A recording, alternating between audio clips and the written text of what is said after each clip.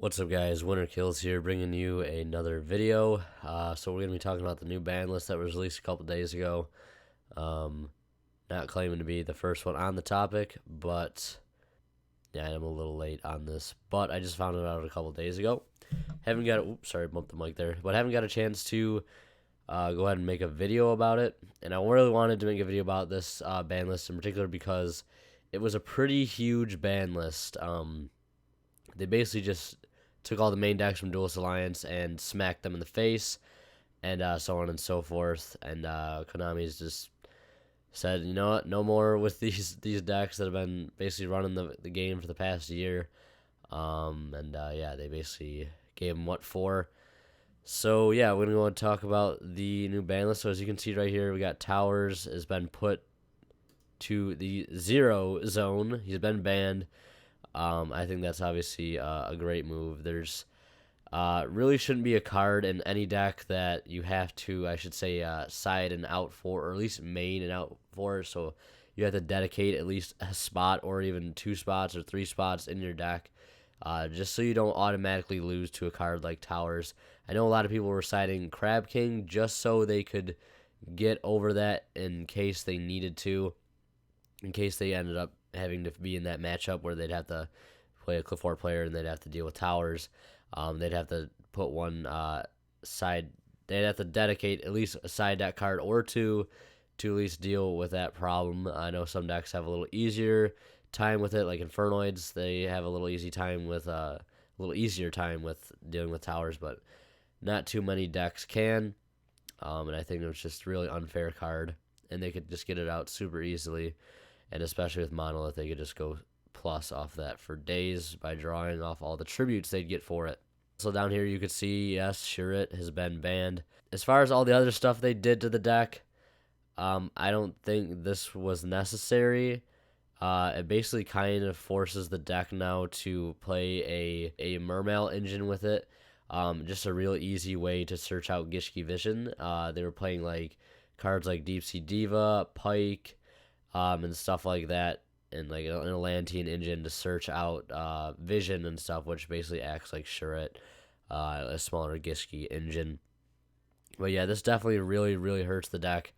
I say before this list, the deck was at about like 80% to 70% playable. Just this hit alone drops that at least another 5-10%, just because it's such an inconvenience. It makes their early game bad. It makes their late game bad. It's just a really hard hit. And also down here, another fusion has been added to the banned list. Forbidden as El Shaddol Construct at 0, down from 3. However, yeah, Shaddol was a very strong deck. I do agree with that. I do agree that Construct was by far the best fusion monster they had available. Then I would say Winda, maybe a Nautilus after, depends on what the meta is. And then you have Shek, Grista, and Wendigo, which we won't talk about Wendigo. But yeah, Construct to 0. I think they could have put it to 1, and the deck would still have a very hard time, especially with the new decks that are coming out. Basically, if you can get rid of their 1 construct, you have a lot easier time instead of having to deal with 3. And also, I would have liked them to see maybe hit actual monsters in the deck's archetype, maybe Squamata or Beast, because those are cards that help them generate a lot of advantage. Down here, you'll see Exciton Knight has been banned. I was actually just about to buy one, and then 20 minutes later, I found out it got banned. So I saved some money there, but I really wanted one. I can see why they did this, though. They're trying to push Pendulums in the future, and this card absolutely wrecks Pendulums. Yeah, so that's pretty much it for what's been banned. We'll just go over Apocalypse Towers, Shaddols, Construct, and Exciton. So next out here on the Limited, now at 1, joining Exodia as Qliphort Scout. I think that is a pretty decent hit too. 2 Scout was manageable, especially with Wavering Eyes, and the deck, I think with that 1 Scout is still playable, but they're just gonna have to abuse climate change and stuff. So yeah, Qliphort Scout now at 1. It just forces the deck to have a whole different playstyle now. But like I said, Wavering Eyes is still a huge card for this deck, and it's going to be such a huge card in the future. So yeah, we'll see how this plays out now with Qliphort being in its new state of just getting completely wrecked by the ban list. Scout was to 2, Skill Drain was to 1, Sacrifice was to 1, Tower's banned. I would like to see them hit like Disc or something. Maybe, I don't know. But yeah, that's the deck's still playable in my opinion. It's just not nearly as consistent. But like I said, you have cards like Wavering Eyes and Climate Change. They can just abuse more. And here you'll see Graph now at 1. I think this is a great hit. I think it's about time they did something to BA. However, Graph to 1, yes, that's a very big hit. I think that's a decent hit. However, Sir, which they did hit, we'll see here in a moment. That's also a decent hit. But I would have liked to see them to hit Dante to maybe 2. I don't know about 1. I think 2 would have been fine, just because there's so many times that you just end up spamming 3 Dante, and you'd be surprised to see that 2 Dante will actually really slow the deck down, or maybe even putting Dante to 1. I still see the deck being playable. It's just a really good first turn play that forces the player to have to keep recycling the Dante so they don't run out of plays to make. Because we all seen Dante, Acid Golem is the OTK and all that shenanigans and stuff. So at least take away 2 Dantes and you can't have that anymore. Also, yeah, we got Mathematician at 1. Basically, Shaddols' main card to normal summon. Sets up a lot of plays in a lot of degenerate decks. Nekroz was playing that. Send Glow Up Bulb. Sync for Herald. Sets up a lot of unique plays. I think this is an okay hit. The card may not have seemed like it caused a lot of problems, but, you know, under the surface, it kind of does a number to the, you know, the meta and the way it shapes it. It allows for a lot of cool things to happen that aren't necessarily fair.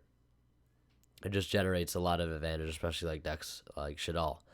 Bryo now at 1, and Unicorn now at 1, and Ulti Canahawk at 1. So let's talk about the Nekroz guys. Bryo was at 2, now at 1. I think that's just another slap in the face, and Unicorn finally getting hit down to 1 like it is in the OCG. But we still have 3 Manju, 3 Senju, which is a huge helper. This is basically going to force the deck to keep recycling their 1 Bryo, their 1 Unicorn, with like cards like Aquamirror Cycle and stuff like that.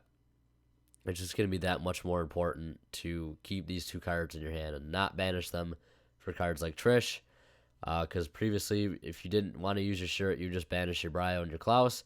Now it's not really that good idea to do that because it'd be your only Bryo to get rid of, and you'd be kind of screwed over for search power at that time. So yeah, I think they're good hits, but for the sake of the deck, it's not very good for them because it kind of ruins the deck and essentially makes it a lot less playable. Ulti Canahawk, I know this card was pretty busted. It allows you to basically search 3 cards in 1 turn. Steeds, Ambush, all that stuff. And you can just loop it several times. So I think putting it to 1 is a good call. I would like to see them maybe hit other cards like the deck, like Elder or the just the Canahawk in general. Or maybe even the Steeds. Steeds is a very, very powerful card that I think the deck can abuse. So now here we got El Shaddoll Fusion.